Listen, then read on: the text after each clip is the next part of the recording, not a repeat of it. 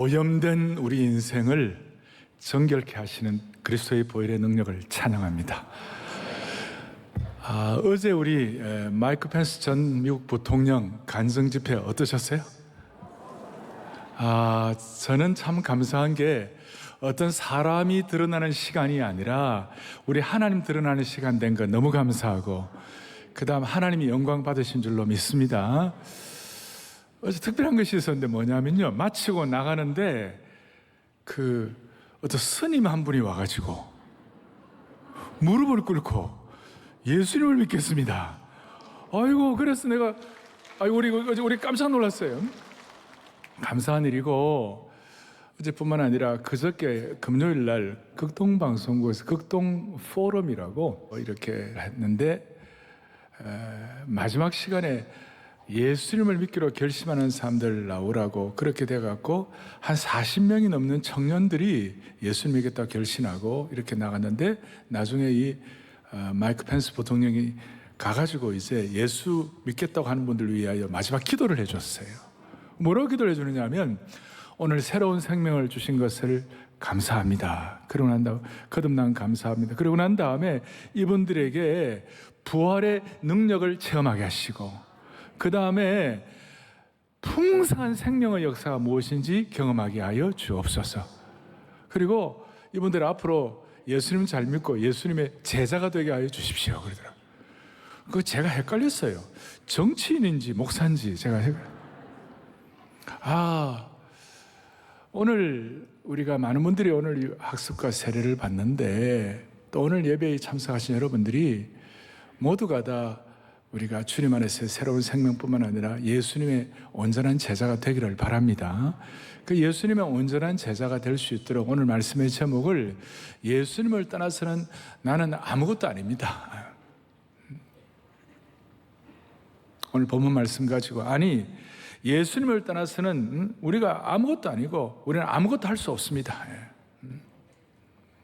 그러니까 신앙의 본질이 뭐냐? 오늘 여러분들 모두에게 신앙의 본질이 뭐냐면, 신앙은 예수님 떠나서는 아무것도 아니라는 말은 나에게 초점 맞추는 것이 아니라 주님께로 초점 맞추는 것이에요. 우리가 살다 보면 우리의 어떤 삶의 어떤 고집, 라이프 스타일 이런 거 다 있는데, 우리의 삶의 이 껍질을 깨고 주님께로 초점을 맞춰야 되는 것이에요. 이게 얼마나 참 이게 주권이양을 하는 건데, 이게 보통 일이 아니에요. 오늘 세례 받는 것은 주권이양식 선포예요. 그래서 영어로 이런 말이죠. What about me? 이게 아니고 사실은 모든 사람들이 What about me죠. 내가 어떠냐 말이죠. 지금 모든 사람들이 자기 어떤 이익이나 자기 중심에 눈이 충혈되어 있어갖고 모든 것이 자기에게 이렇게 현대인들은 다 초점이 맞춰져 있는 거예요. 그런데 나를 떠나서 너희가 아무것도 할 수 없다는 이 본문의 말씀 핵심은 주님께로 초점. 그래서 제가 한 번씩 말씀드리잖아요. 우리가 은혜를 받으려면 사건이나 환경이나 주위에 일어나는 일, 거기에다가 초점을 맞추면 은혜를 못 받고, 우리 살아계신 주님께 우리의 시선을 집중하면 은혜 받을 수가 있는 것입니다. 그러니까 초점이 누구에게 가 있느냐? 그래서 오늘 세례받는 분들과 모든 성도들이 같이 이 말씀 앞에 우리가 좀 집중을 하겠어요. 첫 번째 생각할 것은, 예수님을 떠나서 우리가 뭘 할 수 있겠는가? 오늘 본문 5절 뒤에 나를 떠나서는 아무것도 할 수 없다. 여기에 떠나서는이라는, 저 떠나서는이라 나를 떠난다는 말의 헬라 원어의 뜻이 뭐냐면, 하나로 연결되어 있었던 것이, 아주 그냥 강하게 이렇게 연결되어 있던 것이 갑자기 툭 끊어지는 것이. 갑자기 툭 끊어져요. 영적으로 툭 끊어진 존재가 되어가지고 어떤 열매도 맺을 수 없는 인생이 되었다. 요즘 우리가 이렇게 스마트폰 갖고 다니는데 와이파이가 끊어지면 이렇게 얼마나 답답하겠어요? 와이파이 끊어진다고 좀 하루만 끊어지면 난리 나지 않겠어요? 근데 와이파이가 끊어진 거는 게임이 안 될 정도로 모든 것이 완전한 단절이 되었다 그 말이에요. 그래서 나를 떠나서는 너희가 아무것도 할 수 없다. 이게 무슨 뜻인가? 여러분, 아무것도 할 수 없다는 말은 세상적으로 대단한 일을 못한다 그런 뜻이 아니에요. 예수님 안 믿고도 세상적으로 위대한 일을 하는 사람 많아요. 피라미드도 만들고 만리장성도 만들고 제국도 건설하는 것이에요. 세상적으로 잘 나가는 사람 많아요.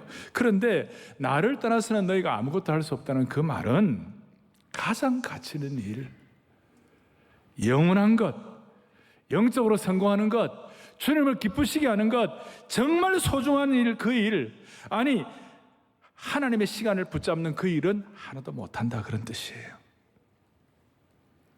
우리가 다른 것도 못해도 가장 중요하고 고귀한 일은 할 수 있는 저와 여러분이 되기를 바라는 것이에요. 최근에 우리 한국의 5대 갑부 안에 들어가는 분 중에 한 분이 세상을 떠났어요. 만약 그분이 대단했지만 예수님 모르고 갔다면 얼마나 허망하겠어요? 지난 주일에 정말 세계 최고의 그 미남이 말이죠, 아무런 희망이 없으니까 그냥 안락사하겠다고. 이게 바로 나를 떠나서는 너희가 아무것도 할 수 없다는 하나의 증거예요. 우리 같으면 어떻게 하겠어요? 마지막에 우리 주님 찬양하고 예배하고 기도하고 가족들 모아놓고 신앙에 유언하고 또 계속 예배드리고 오늘 목숨 안 끊어지면 내일 또 계속 집회하고 그러면 될 거 아니에요? 가정예배 계속 드리면 될 거 아니에요? 예? 이게 나를 따라서는 너희가 아무것도 할 수 없어. 세상적으로 무슨 일 못한다 그런 뜻이 아니라 진짜 가치 있는 거, 진짜 소중한 거, 그걸 못한다는 것이. 우리가 우리의 삶의 열차를 운행하는 사람이라면 그 열차가 아무리 멋있고 훌륭하고 좋다 하더라도 열차 철로 궤도 위에 있어야 의미가 있지. 철로 궤도에서 이탈된 열차는 겉으로 아무리 멋있는 KTX 아니 신칸센 최고라 하더라도 그게 아무것도 아니라는 거예요. 궤도 위에 있어야 그게 의미가 있지. 궤도에서 이탈된 열차는 그냥 고철 덩어리에 불과한 것이. 겉으로는 멋있는 것 같지만 우리의 인생의 열차가 예수 그리스도라는 철로 위에 놓여 있을 때 그 인생의 최대로 제대로 달려갈 수가 있는 것이에요. 저는 어릴 때 저희 부친이 자주 너의 인생의 포부의 수레를 그리스도에게 메고 달려가라 그랬어요. 누구에게 본 것도 아니고 그냥 저 어릴 때 들은 거예요. 포부의 수레, 내 인생의 소망, 사명, 내 인생의 비전과 꿈을 그리스도에게 메고 달려가라. 그건 저희 선대의 어른이 그래 주셨다면 저는 저희 세대의 사람들에게 또 저와 함께 사역하고 섬기는 우리 성도들에게 부탁하는 것은 뭐냐면 저는 한 단계 더 올라가가지고 여러분의 인생의 열차를 그리스도의 철로라는 궤도에 올려놓으라는 것이에요. 우리의 인생의 철로를. 저 휴전선 가면 철도가 다 끊어져 있어요. 그 가면 철만은 달리고 싶다.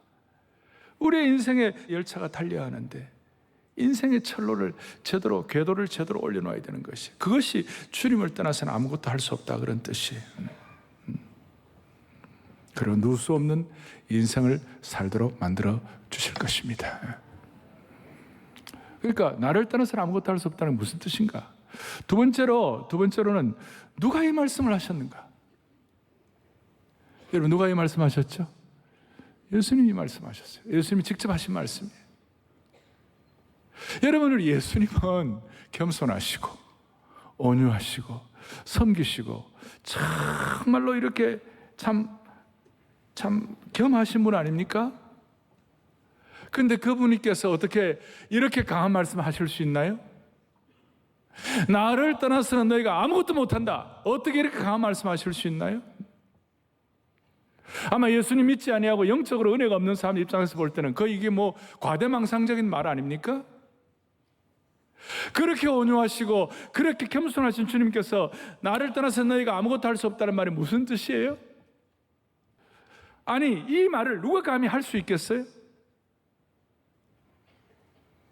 누가 이 말씀하셨는가? 주님이 말씀하셨다면 무슨 뜻인가 하면 주님께로 접붙여진 인생, 영이 통하는 인생, 주님이 주인이신 것을 고백하는 인생만이 깨달을 수 있는 거룩하고도 영광스러운 신령한 선포.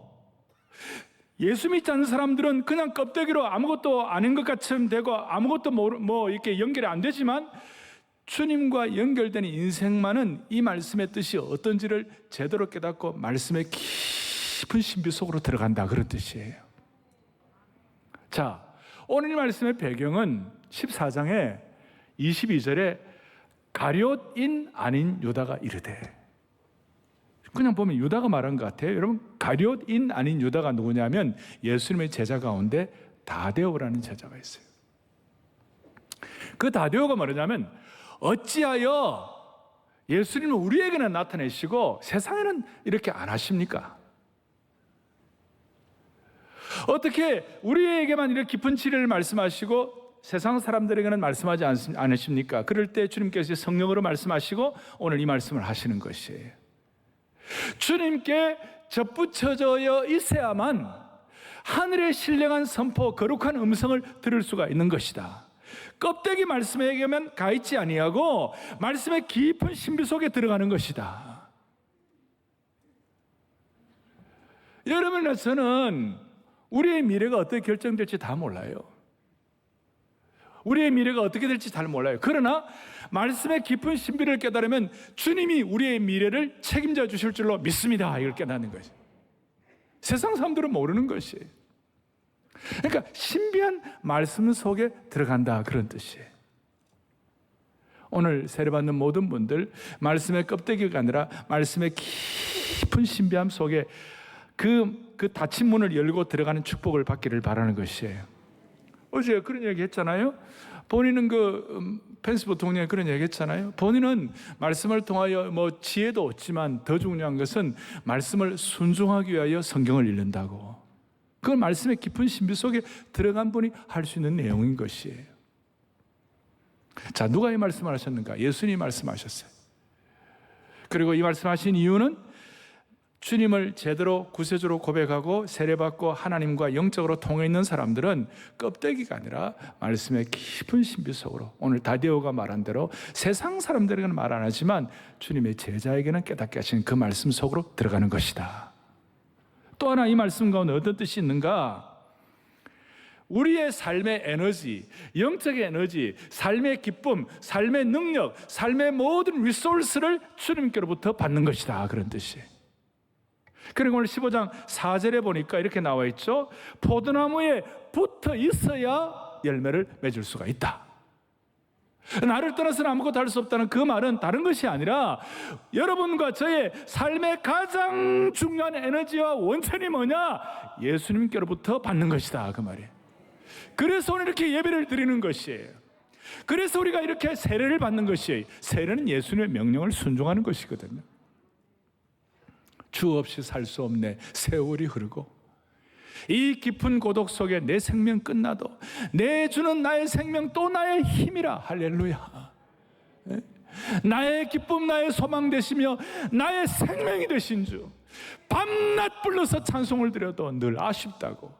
그거는 주님이 내 삶의 에너지의 원천이다라고 고백하는 분들이 할 수 있는 선포라는 것이에요. 여러분, 어디서 오늘 고린도 후서 5장 14절에 보니까 이런 말, 그리스도의 사랑이 우리를 강권하시는도다. 예수님 사랑하고 예수님 사랑받는 것이 내 인생의 최고의 영적 리소스다, 이 말이에요. 영적 최고의 원천이다, 자원이다, 이 말이에요. 오늘도 세례를 받지만 이 세례가 주님을 사랑하는 것이 동기가 되어서 세례 받는 것입니다. 여러분, 이 자리에 와서 예배드리는 것 우리 힘으로 온 것 같지만 주님이 우리를 사랑하셔서 이 자리에 우리를 부르신 것이에요.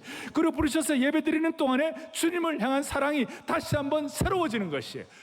주님을 향한 사랑이 리프레시 되는 것이에요. 이걸 누가 말씀하셨는가? 그 겸손하신 예수님께서 말씀하셔서 우리에게 말씀의 깊은 차원으로 들어가게 하신다. 말씀의 문이 열리게 하신다. 하늘의 신령한 선포가 깨닫게 하신다. 세상 사람들은 힘을 어디서 얻습니까? 건강과 재물로부터 힘을 얻고, 자기 신념과 사상으로부터 힘을 얻고, 자기 어떤 열심과 욕망으로부터 힘을 얻습니다마는 예수 믿는 사람들의 능력의 원천이 무엇인가? 주님 없이는 나는 아무것도 아닙니다. 주님 사랑하고 사랑받는 것이 우리의 동기가 되는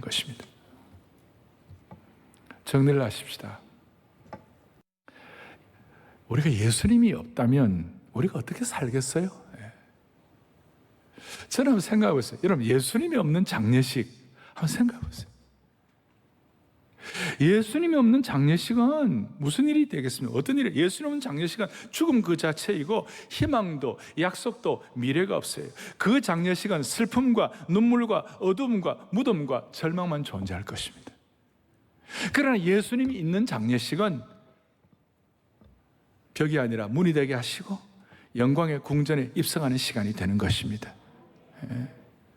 지난주간 제가 이혜령 박사님 그 가족들과 식사를 좀 했는데요, 이런저런 얘기하면서 이 박사님이 만약에 그분이 대한민국의 지성의 대통령 아니었습니까? 그분이 대단한 분이었지만 만약에 나는 천국의 실존을 믿는다, 그리고 죽음 이후의 세계를 믿는다, 그거 없었더라면 그의 지성은 그냥 그걸로 끝났을 것이에요. 어떻습니까? 그러니까 예수님이 없는 결혼식 한번 생각해 보자고요. 예수님이 토대가 안 되는 결혼식은요, 제가 뭐 잘은 모르지만 어느 정도 짐작할 수 있는데요, 매달마다 사고 날 거예요. 결혼하고 난 다음에 매년마다 지진이 일어날 거예요. 왜냐하면 우리가 중심이니까, 자기 중심이니까 흔들릴 수밖에 없는 거죠. 그런데 예수님이 만세만삭 되시면 좀 힘들더라도 주님 때문에 다시 초점을 맞추고 주님을 향하여 우리의 시선이 흐려지지 아니하면 서로가 주님 앞에서 힘의 원천을, 주님 사랑하는 데서 얻게 되면 다시 양보하고 그렇게 하는 거예요. 맞습니까? 예수님 없는 장례식, 예수님 없는 결혼식, 아니 오늘 예수님 없는 세례식 한번 생각해 보십시오. 세례가 예수님을 세례한다, 이게 말도 안 되는 거죠. 우리의 세례는 예수님의 고귀한 명령을 순종하여 세례하는 것이에요. 이건 우리 개인도, 우리 개인의 삶도 마찬가지예요. 예수님 없는 자녀 교육 상상도 안 되는 것이에요. 요즘 아이들 어떻게 합니까? 제가 서울에 18, 19살 때 올라와가지고 너무 돈이 없었어요. 내가 우리 부친한테 편지를 하면서 아버지 돈 좀 보내달라고.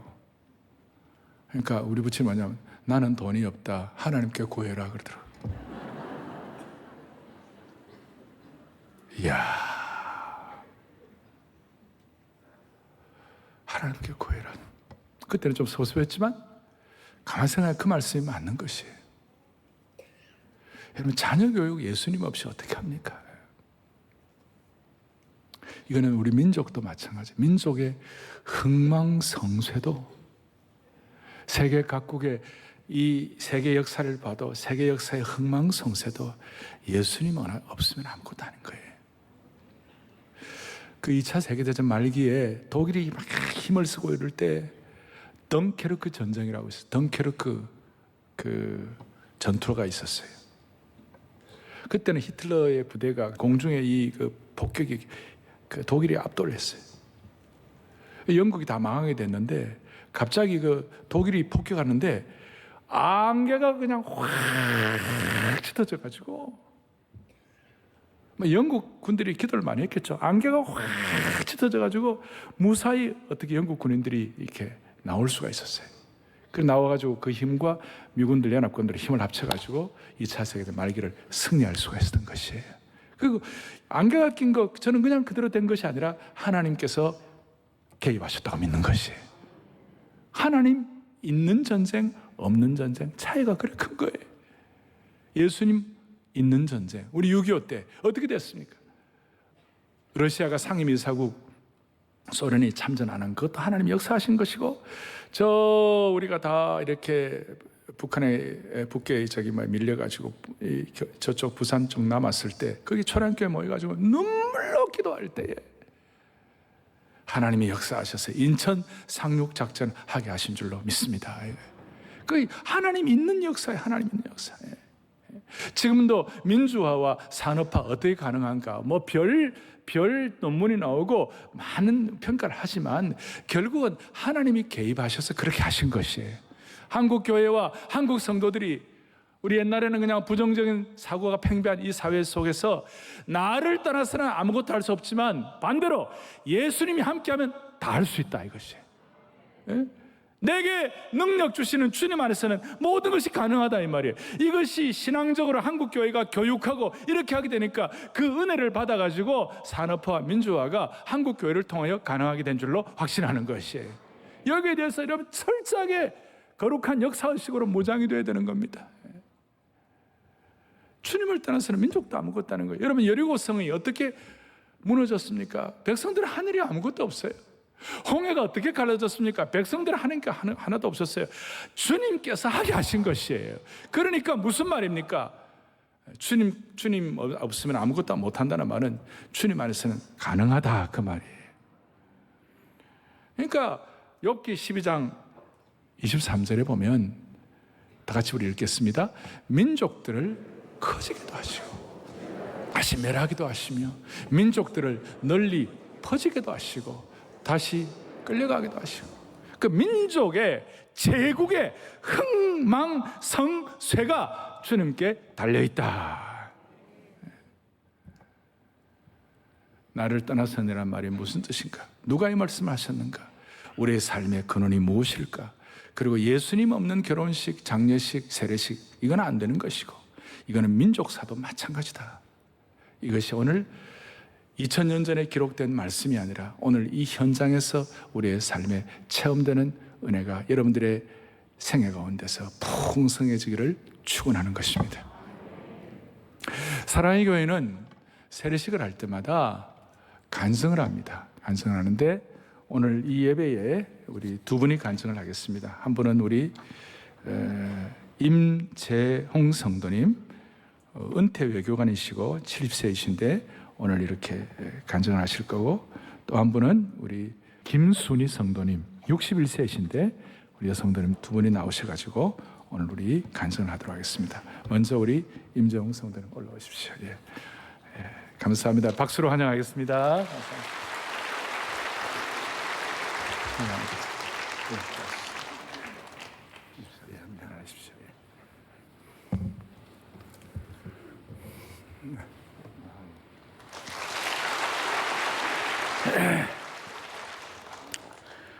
저는 10년 전 외교부를 퇴직하고 지금 70을 바라보고 있습니다. 지난 70년 세월을 뒤로 하고 우리 주 예수 그리스도를 마음으로 영접하게 되어 기쁜 마음입니다. 오늘 아내와 함께 부부가 세례를 받게 하시는 예수님의 사랑과 은총에 감사드립니다. 저는 매년 때가 되면 조상 제사를 지내고 어머니는 절에 불공을 드리러 다니시는 유교 가정에서 자랐습니다. 어린 시절 크리스마스 때 호기심에 교회에 간 적은 있고 고교 시절 목회자 아들인 친구가 교회로 이끌려고 애를 쓰기도 했지만 성장 과정에서 교회나 예수님은 늘 멀리 떨어져 있었습니다. 더구나 불교 성향이 매우 강한 여성과 결혼하였기 때문에 교회와의 거리는 가까워질 수가 없었습니다. 아내는 선진 때부터 대를 이어 평생 불교에 심취한 사람입니다.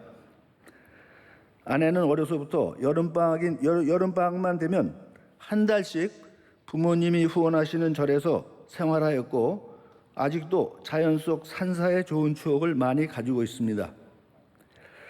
제가 외교관으로 일하는 동안에도 아내는 인도에서 처음으로 불법회를 만들어 주관하기도 하고 조계종의 불교국가 쪽 현지의 일을 도맡아 도와줄 뿐 아니라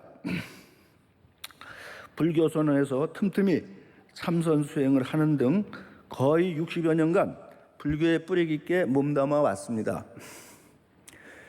게다가 아내는 대형 리더십 포럼을 이끄는 대표로도 10여 년 동안 활발하게 활동해 왔는데 코로나 팬데믹이 들어닥치면서 모든 활동이 중단되고 한순간 나락으로 떨어져 내리는 듯한 슬럼프를 겪으면서 절박하게 절대적으로 의지할 종교적 믿음을 찾기 시작했습니다. 정신적으로 육체적으로 힘든 시간을 보내던 작년 봄 사랑의 교회에 다니는 분의 도움으로 교회에 나오게 되었습니다. 아내가 저에게도 나가자고 하여 함께 나오게 되었습니다. 사실 제가 일하던 외교부에는 기독교 신앙이 좋은 선배 외교관이 많았습니다. 하나님의 대사라는 책을 쓰신 장로님도 계시고 저에게 교회에 나가자고 권하거나 제 이름을 기도 리스트에 올려놓고 기도하는 분들도 많았습니다. 그러나 저는 이 핑계 저 핑계를 대며 피하기만 했습니다. 그러던 중 1995년 9월 아프리카 짐바브웨라는 나라로 발령을 받아 3년 반 근무하는 동안 인접국 모잠비크를 사역하는 선교사님 가족을 만난 적이 있습니다. 자녀 교육이 걱정스러울 정도로 열악한 환경에서도 자기는 물론 가족까지 희생하면서 선교와 봉사하는 모습을 보며 마음이 많이 아팠고 뜨거운 감동도 받았습니다. 또한 어느 대형 교회가 주관하는 아프리카 대학 개교식에 참석하거나 세계 기독교대회에 방문하신 유명한 목사님들을 접하면서 기독교에 대한 관심을 서서히 생기게 되었습니다. 그때 외교부 선배인 문봉주 대사님이 쓰신 성경의 맥을 잡아라라는 책을 읽기도 했는데 무슨 이야기인지 이해하기는 어려웠습니다. 이렇게 머릿속 지식으로 성경에 조금 관심을 가지기도 했습니다만 불교 국가인 스리랑카와 태국 대사를 지내면서 기독교보다는 불교 스님들과의 교류가 많아지고 깊어지면서 조금 생겼던 관심마저 잊어버리게 되었습니다. 그랬던 저와 아내에게 교회에 나온다는 것은 엄청난 인생의 변화이며 특히 아내에게는 기적과도 같은 일이었습니다. 저는 사실 수년 전부터 서초역을 지날 때마다 사랑의 교회의 웅장하고 아름다운 건축미를 보며 감탄하고 있었고 하나님의 본질은 사랑인데 이름 참 잘 지었네 라는 생각을 하던 터라 아내가 어려움 속에서 사랑의 교회에 나가자고 했을 때 저는 선뜻 함께 나올 수가 있었습니다. 교회에 처음으로 나오는 작년 5월 2일 교인 등록과 곧바로 새가족 모임에 참석하기 위해 저희 부부가 교회 광장에 도착했을 때 미국 보스턴에 살고 있는 딸로부터 국제전화가 왔습니다. 사유가 그동안 기다리던 MIT 종신교수로 임명되었다는 것이었습니다.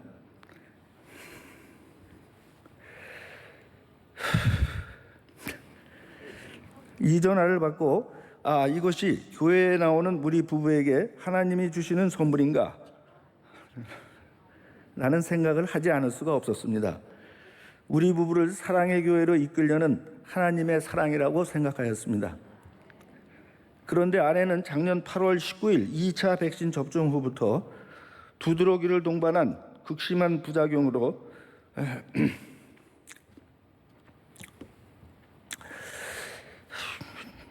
죽음의 문턱을 몇 번이나 오가는 엄청난 연단을 받고 있습니다.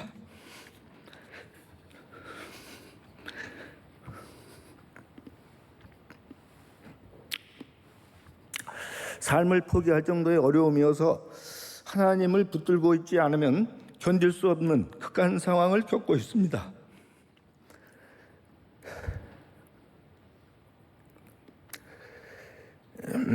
아내는 저절로 성경을 듣기 시작하였으며 아침부터 잠자리에 들 때까지 하나님과 밀착된 시간을 가질 수밖에 없는 깊은 순종의 경험을 하고 있습니다. 저는 허투루 읽었던 문봉주 대사님의 성경의 맥을 잡아라 책을 다시 꺼내 찬찬히 읽으며 은혜를 받고 있고 부부간에 서로 좋은 말씀이나 찬양을 발견하면 서로 권하며 은혜를 받고 있습니다. 제가 오후 5시에 부름받은 품꾼처럼 뒤늦게 주님께 들어왔다는 소식이 외교부 지인들에게 조금씩 알려지면서 저를 위해 기도했는데 기쁘다는 소식이 여기저기서 들려오고 있습니다. 이제 세례를 받으면서 해외에 살고 있는 아들, 딸 가정이 예수님을 믿고 참 행복과 참 평안을 누리기를 기도합니다. 아직 회복이 안 된 아내의 건강이 온전히 회복되도록 기도를 부탁드립니다. 평생 국가를 대표하는 외교관으로 살아왔지만 세례를 계기로 저도 하나님 나라의 대사로 살 것을 다짐해 봅니다. 감사합니다.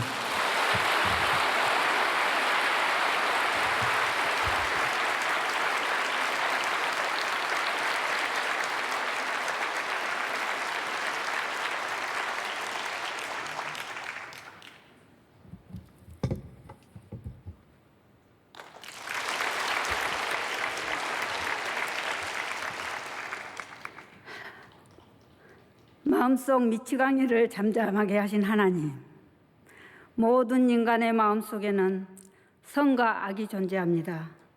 선한 마음이 작용할 때는 조금 이타적인 행동을 하고, 악한 마음이 선한 마음을 지배하면 악한 행동을 합니다.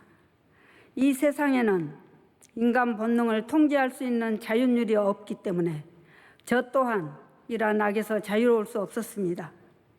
남편 사업에 거듭되는 실패와 저의 꿈이 좌절될 때 제 마음속 미치광이가 꿈틀거렸고, 저의 의지만으로는 이러한 미치광이를 도저히 제어할 수 없었습니다. 그러한 상황에서 저는 정상적인 삶을 도저히 영위할 자신이 없었습니다.